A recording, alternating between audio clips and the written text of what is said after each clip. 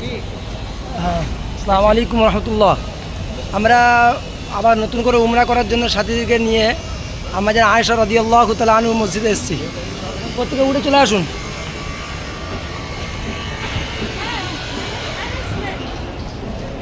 এখান থেকে আবার এহরাম বেঁধে আমাদেরকে সফরে রেডি হতে হবে।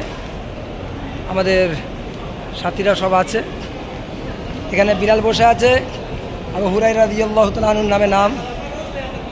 এখানে আমাদের হাজি সাহেব আছে, পিটু মিয়া আছে, আমাদের সৈয়দ মিয়া আছে, এবং আরেক মা আছে, আমার মারুফা আছে, আরেক মা আছে, ইনি সাবেরা, মালদায় বাড়ি।